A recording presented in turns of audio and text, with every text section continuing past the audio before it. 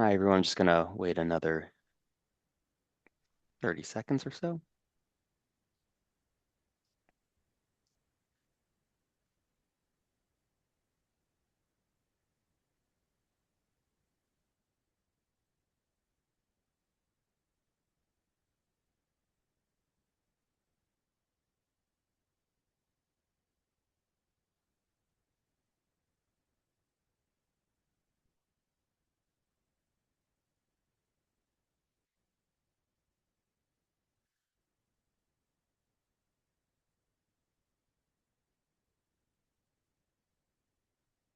Okay. Good afternoon. My name is Sam Greenstein. Welcome to the ACLP Awards Info Session, sponsored by the Fellowship and Awards Subcommittee, as well as the Research and Evidence-Based Practice Committee.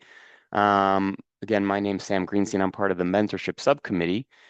Um, In terms of presenters for this afternoon, we have Dr. Divi Ravandranath, part of the Fellowship and Awards Subcommittee, Dr. Zev Nakamura, part of the Research Subcommittee, and then Dr. Amy Bauer, part of the Research and Evidence-Based Practice Committee.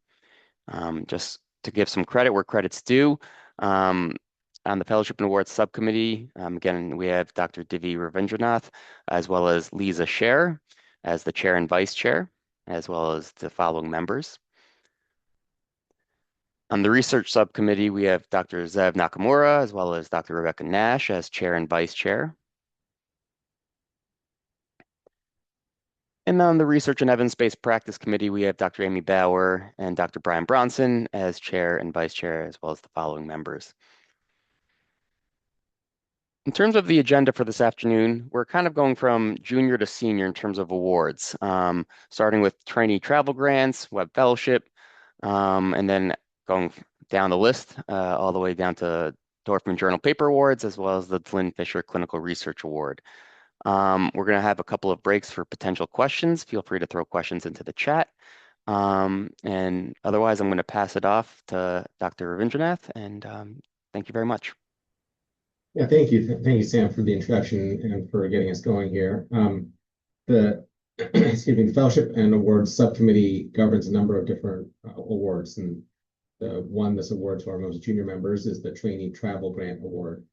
The deadline for this is July 1st, and we expect a 500-word statement from the applicant, their CV, and a letter of recommendation from the training director. If you were to get the award, it'd be $750 of financial support for attending the annual meeting. And we give out 20 of these awards per year. We prioritize applicants who have accepted, who have submitted an abstract. And if it's been accepted, that's great, but it's not required that it is accepted. And we're also giving preference to more senior trainees and first-time attendees. This is a relatively popular award. I think we got 70-something applicants last year. So just keep that in mind when you're applying. A number of applications came in without the letter of recommendation from the training director, which put them behind the lead. So if you are applying, be sure that your training director also gets their letter in on time. Otherwise, the application is going to be less favorably viewed. And as mentioned, if you are a more senior trainee or first-time attendee and have submitted an abstract, then you're in a good position to win the award. I'll pass it over to the next speaker. Great, thank you so much. So the William Webb Fellowship is named for William Logan Webb Jr. He was a former president of the Academy, and his work focused on psychiatric ethics, education, and physician well-being. This award program is to foster career development and leadership potential of advanced psychiatry residents and CL psychiatry fellows who are seeking to begin their careers in academic consultation liaison psychiatry. The program includes 4 areas of focus. The first one is scholarly work. So Webb Fellows get paired with a mentor and work with that mentor to create a presentation for the subsequent annual meeting. Scholars, so the second area is mentorship. So as I mentioned, scholars are assigned a mentor, and there's generally the expectation that they'll already have some mentorship in their home institution, but this will provide mentorship with somebody outside of their institution who can assist both with the project, but also general networking and professional development. So the third area of focus, the networking and professional development, occurs through work in ACLP committees and other kinds of activities at the annual meeting. And that's related to the fourth area, the ACLP engagement. So a goal of the program is to get fellows as engaged as possible with the Academy so they can get into committees and subcommittees and begin to make a difference. Applicants must be either fourth year residents or greater, or fellows, or in their first year of practice at the time of the annual meeting where the award is received. Academy membership is required, and applicants need to have attended at least one prior annual meeting, either in person or virtually.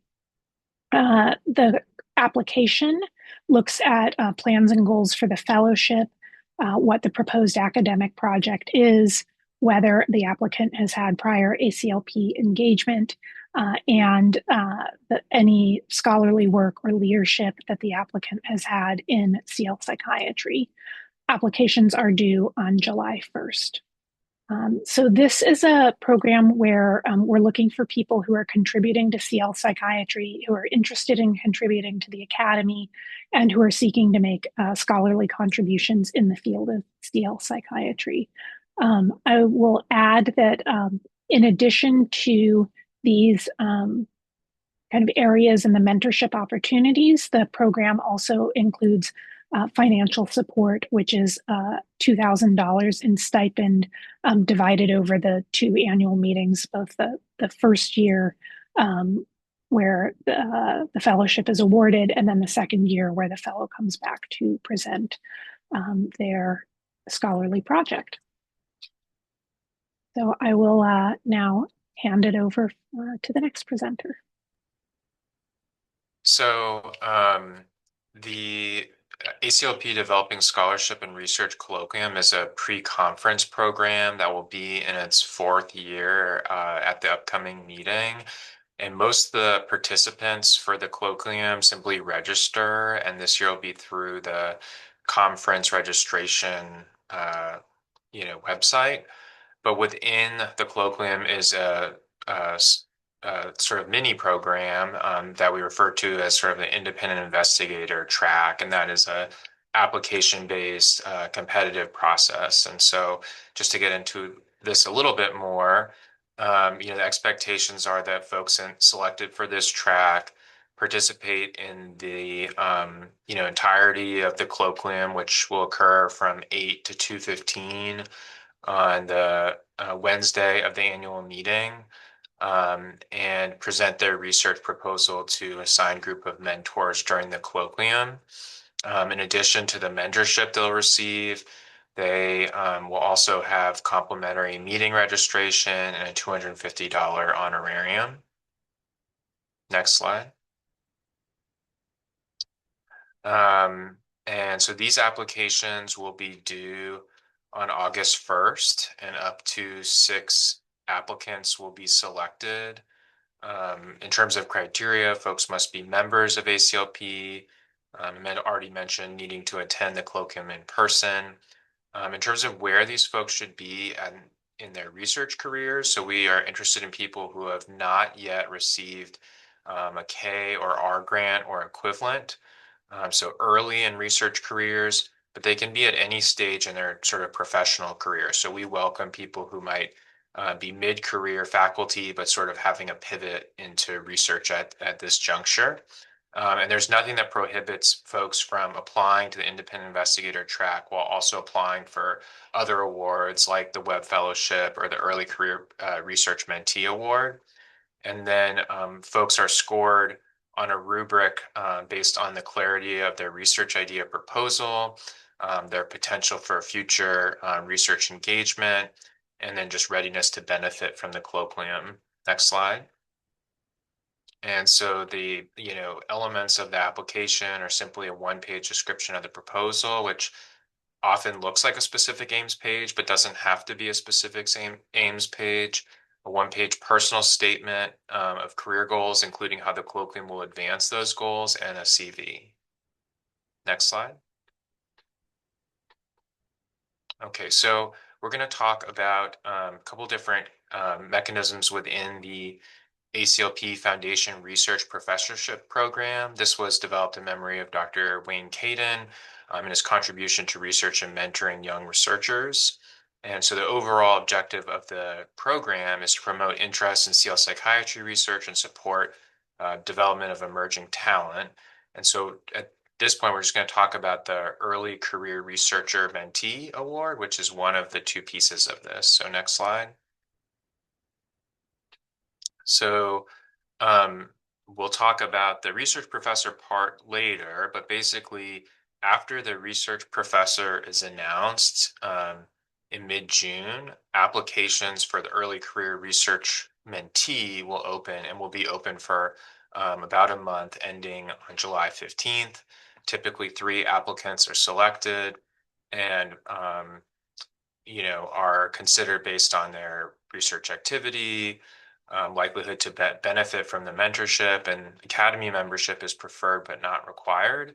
And then the selections are made by myself as the research subcommittee chair, Rebecca Nash as the vice chair, and then whoever is selected as the foundation research professor awardee.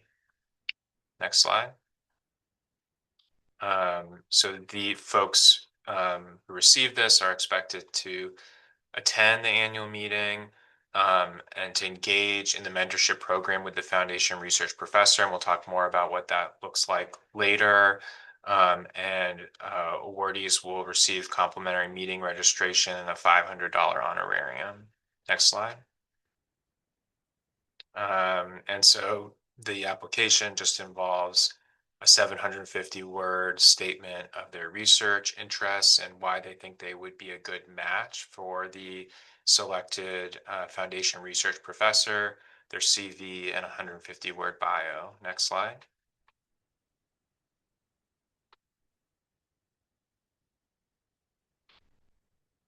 And this is going to be presented by Dr. Ravindranath.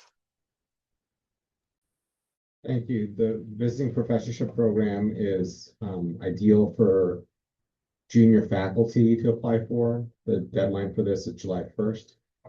And the sponsoring institution and or the individual making the application and faculty member that they're asking to come must be ACLP members. They have to submit some goals for the sponsoring institution and a format for the visit. And there's a specific format for that, which I'll show on the next page. The real objective here is for departments that have interested junior faculty who want to bring something to the department to invite a more senior faculty person from a different institution to come and do a site visit and help them develop a project or program, meet with their trainees, give a talk, et cetera, et cetera. There's a lot of money that goes towards this. Is $2,500 to cover expenses, and we can give 4 awards per year. And I'll tell you, this award is typically undersubscribed. So last year we didn't have any applications for this award. So if you are a junior faculty person or a trainee working with a junior faculty person or senior or mid-career person or senior person who wants to get involved in this, then please do submit an application. Of course, since this is a CL psychiatry organization, we give applications, preference applications, but with CL specific projects and broad impact with the institution, meaning that impacting outside of psychiatry specifically, so impacting also hospitalists or neurology or social work or nursing or some other aspect of the health system. Go ahead, the next slide, please. This is the specific format for part 3 of the application that I mentioned. So put it up here so you can reference it. The more concrete and specific you are about the agenda for the visit, the more likely that the award will be applied to you. So here it's asking for what happens on day 1, what happens on day 2, etc. Next slide, please. The Academy Fellowship, or FACLP, is a membership category that can be earned after some time out of your training, the fellowship, you're there as a junior faculty person or early career psychiatrist, and also commitment to the organization. The deadline for this is July 1st. We request an application, CV, and supporting materials. To be considered for FACLP, you must be a member for 6 consecutive years, not including your training time. Complete a CL fellowship and or dual residency training more than 6 years ago. Attended at least 3 ACLP meetings in the last 5 years, and been an active participant in the ACLP for at least 3 of the last 5 years. Examples of active participation include being a member on a committee, being a special interest group chair, co-chair, or vice chair, being a presenter at the annual meeting. So this content is largely CV content, and so if your CV already has this in it, then you should consider applying for FACLP. Sometimes the tricky part is finding sponsorship from 2 current Academy Fellows to put your name forward, but that can be done with enough networking. And of course, to receive the award, you actually have to physically attend the annual meeting to be, quote, installed as a fellow. So if you apply for San Diego and you can't make it to the San Diego meeting, then your application would be bumped to the annual meeting for next year. The main benefit of doing this is that now you can put FACLP after your name. And I am in a pursuit of putting as many letters after my name as I already have in my name. So maybe you're of the same mind. If you are FACLP, you also sometimes get looped into other leadership tasks for the organization, which maybe this is the way you want to stay involved and increase your involvement in what we do. All right, next slide, please. Amy? Great. That's me. So the Don R. Lipsett Award for Achievement in Integrated and Collaborative Care is named for Dr. Lipsett, who is a founding chairman emeritus of the Department of Psychiatry at Mount Auburn Hospital in Massachusetts and founding editor of 2 of the leading journals in our field. So this award recognizes a psychiatrist with demonstrated excellence and innovation in advancing integrated and collaborative care through innovative evidence-based models of population mental health care delivery. And I will point out collaborative care is in the name of the award. However, the award can recognize contributions to other models of integrated care that are evidence-based models of population health delivery. So we just wanted to point that out. Academy membership is not required for this award. And in terms of application criteria, we look at the overall contribution to population-based integrated and collaborative care, this kind of scope of work, meaning like the breadth, leadership in research or scholarship, clinical systems development, and or education.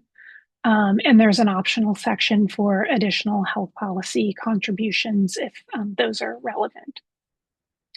People who are good candidates for this award are those who are developing innovative systems of integrated or collaborative care, conducting research, or providing some other type of leadership in these innovative type models. So that would be not necessarily being a psychiatrist working directly in this capacity clinically, but doing those kind of next level things where people are demonstrating innovation and leadership in establishing or implementing the evidence base. This is not a lifetime achievement award. It's open to nominees at any career stage who fulfill those criteria. And the application is due on April 30th of this year. Next slide.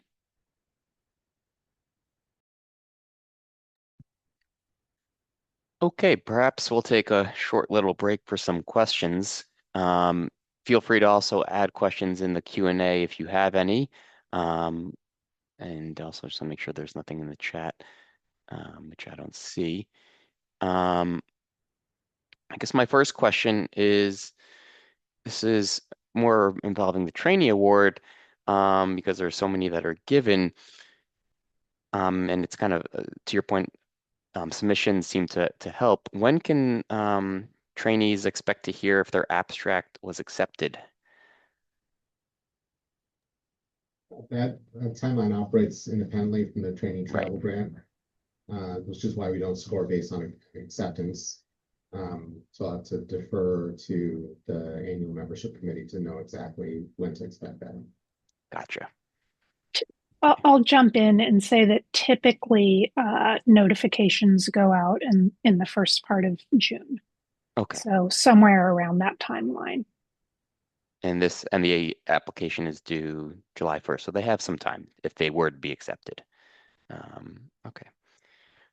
For the Web Fellow Award, does the project have to be necessarily completed by the following ACLP conference?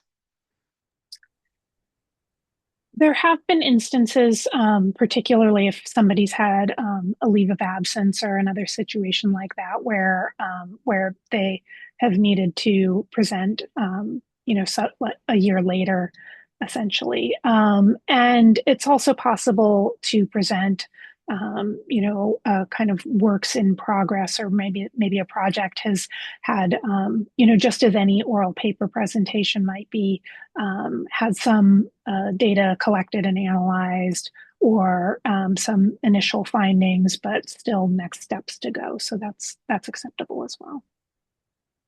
Great. And I think the last question is, well, um, for the FACLP application, this is from the chat, is the number of awards limited per year, or does it depend on the number of applications? The number of awards are not limited per year. Okay. So it's not a competitive award per se. It's really only competitive with your own experience. Okay, if we apply for a Web Fellowship Award but don't get it, do we still get considered for a trainee travel grant? Or should you, I guess I'm going to just ad lib, should you apply to each award separately? This is again from the chat.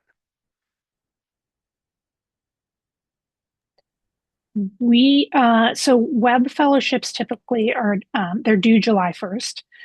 So they are not selected until after the trainee travel award deadline, and we don't have a mechanism for kind of recommending that if you not received a web fellowship, there's not an automatic kind of forwarding of the application.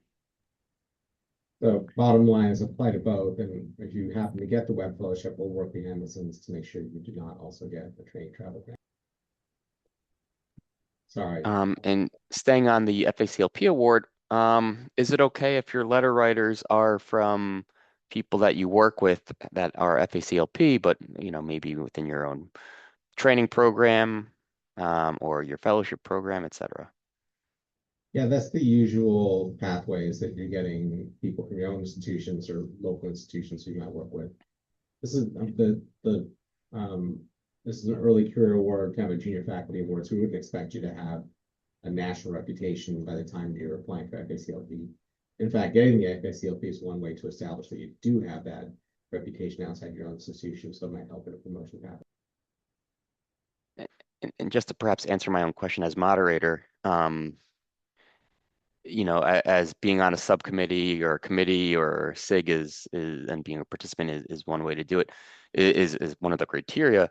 Often when you're on these committees, a lot of the more senior members per se are FACLP, and again, it's another way to potentially, as you work through that committee network, et cetera, and maybe have them become a letter writer, just something to consider. And okay, with that, let's continue. I'm going to mute myself.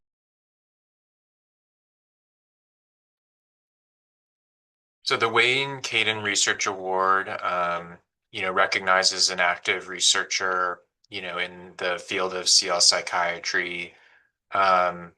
Applications for this are due at the end of the month, and I understand we've already gotten several applications, which is great. I will highlight, as Amy did previously, this is also not a lifetime achievement award.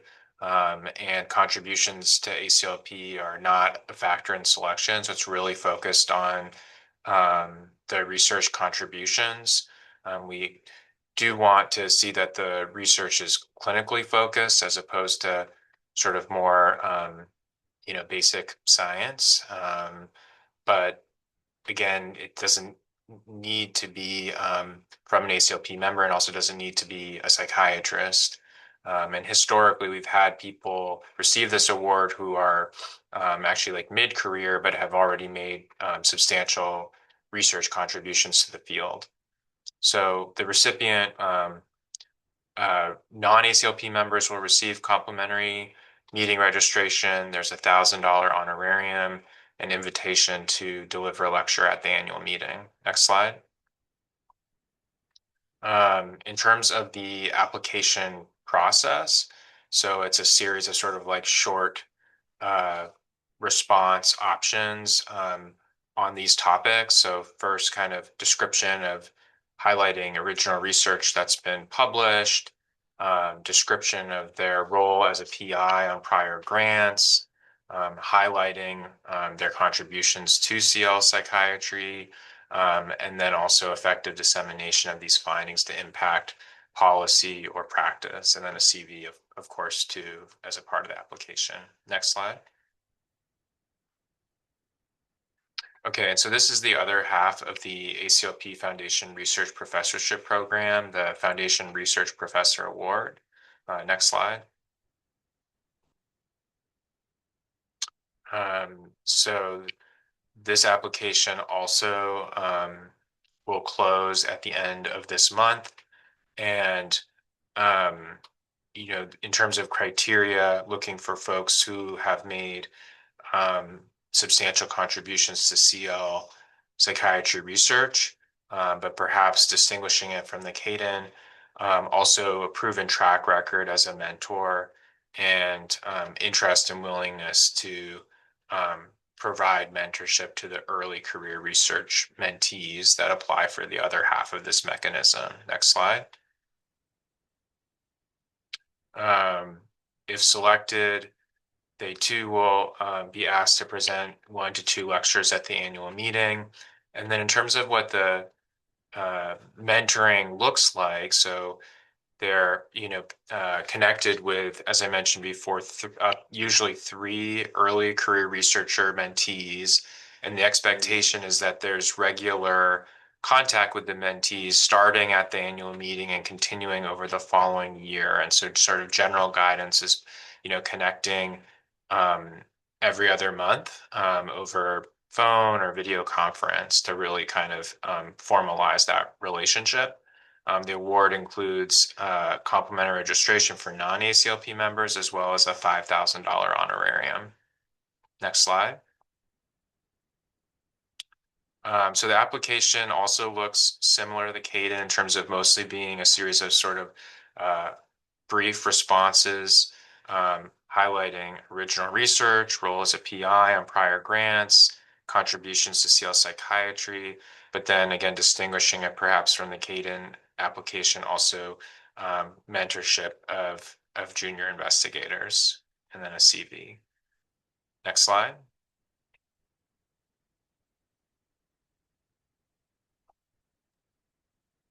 All right, and this is one for the Fellowship and Awards Subcommittee. The Alan Studemeyer Innovations in Education Award, named after Alan Studemeyer, who was a highly respected clinician, educator, and prolific author and editor.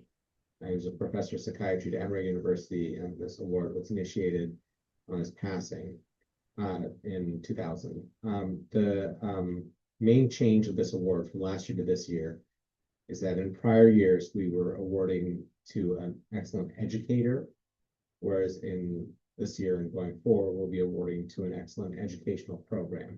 Now, obviously, there's overlap where excellent educators also run excellent educational programs, and we always expected to have submissions of their teaching content or their project or what have you. But it just seemed like the last number of years, the winning awards were already for an excellent program given by an excellent educator. So we decided to clean it up and make it for the program itself. Bottom line is that we still expect an application, CV, and supporting materials, but now the supporting materials are really important. And these are the things that help to distinguish an exceptional from a truly exceptional application. If you were to win the award, then you would be able to present a project that you will have submitted for the award as a poster, and you would also receive meeting registration if you are a non-ACLP member. We look forward to receiving applications. These are always interesting to read because people are doing so many cool things in the world of CL education. Next slide, please. The Distinguished Service Award is intended for more senior faculty and kind of into your career type psychiatrists. Application deadline is April 30th. We'll request an application, CV, and a photo of the ACLP member being nominated. You can nominate yourself or you can nominate somebody else. And to quote from the website, this award is conferred on Academy members for extraordinary or sustained service to the Academy. So here we're looking for people who have been running committees, who have been presenting year on year, who have initiated changes to the organization that are still persistent today. We want to know how the organization is better as a result of this person that works. We give 0 to 2 awards per year. We want to make sure that the person who receives the award is truly worthy of receiving it. And of course, given that this is about your work in the Academy, the nominee must be a current member of the Academy. Next slide, please.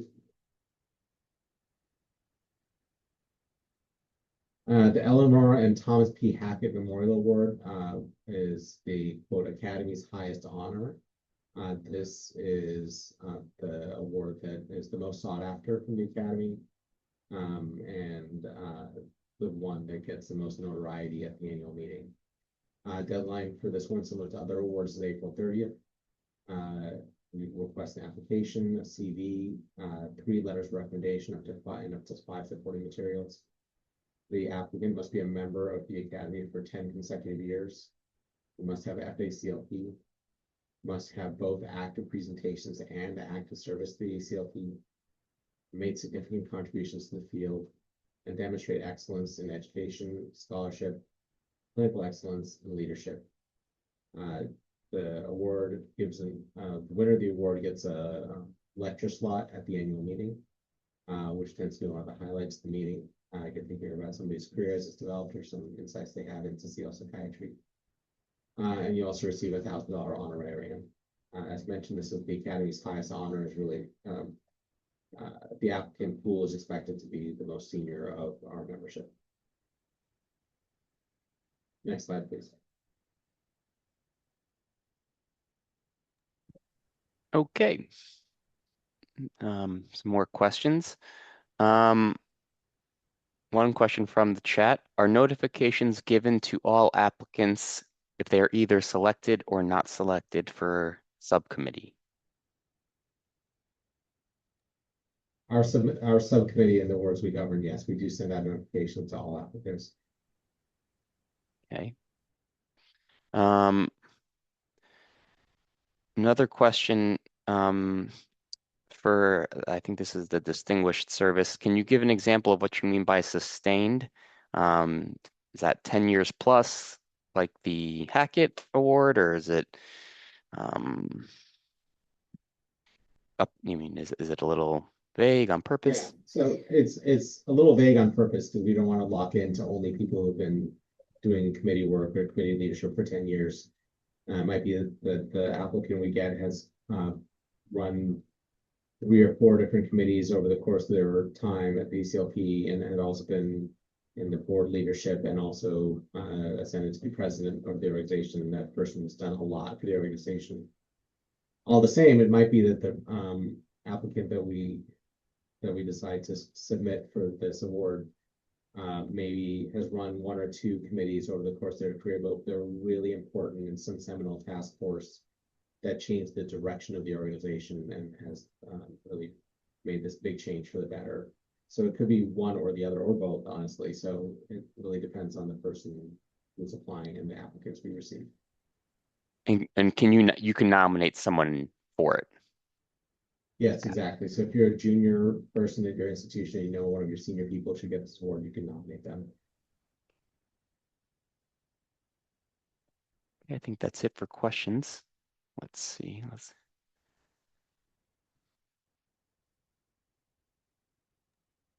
So there are two awards that are not part of the application process. They're awards for which we um, find applicants on our own, so to speak. The first one is the Dorfman Journal Paper Award. This is one for the Fellowship and Award Subcommittee. This is a joint award between the ACLP and the JACLP, the Journal of the ACLP. And we have three different categories for it. First category is original research, and the second category is review article. For these two categories, the journal editors submit what they think of as the best articles from the last year, and they submit about 5 of these, and then our subcommittee will read them all and score them and select the best article to receive the award in this category. And then we also have a case report, that should be a / case conference category, where in alternating years, we'll look at the case reports from the last 2 years versus the case conferences from the last 2 years. And our subcommittee will read all the articles and select the best one, quote unquote, best one. Winners of these awards will receive recognition at the annual meeting. And of course, the nice thing to put on your CV. Next slide. Okay, so the Dylan Fisher Clinical Research Award is named for Barney Dlin and Keith Fisher, prior Academy presidents and also collaborators on many research projects and papers. And so this is an award recognizing the best abstract submission to the annual meeting. And so kind of the way that this process works is, all abstracts are scored, and we on the research subcommittee receive the 4 to 6 highest scoring abstracts, and then notify those folks by the end of June, invite them to submit a 2-page description that expands on the work in their submitted abstract. And then that 2-page description is reviewed by the entirety of our research subcommittee using a rubric based on scientific rigor and impact, and then a selection is made. Just in terms of a few kind of minor details, so folks are not eligible if they have received the award within the previous 4 years, and then recipients will get both a plaque at the annual meeting as well as a $300 honorarium.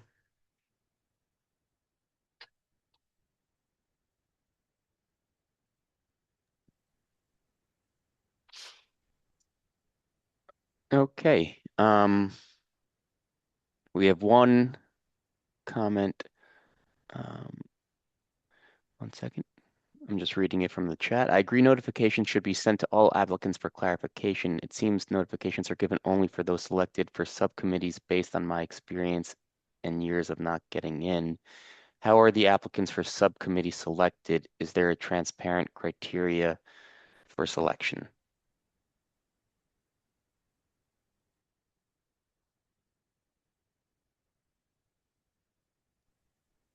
We might be a little bit confused that the question asked about subcommittee selection.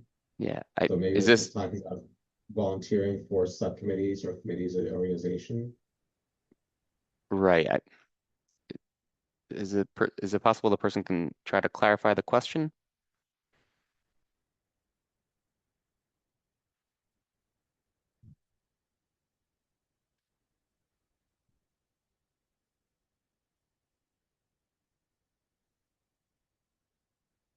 Committee.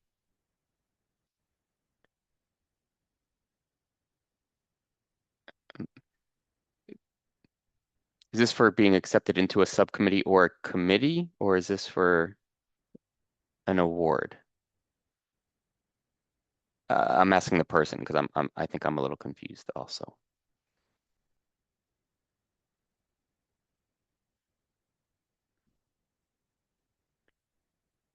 to be accepted to serve.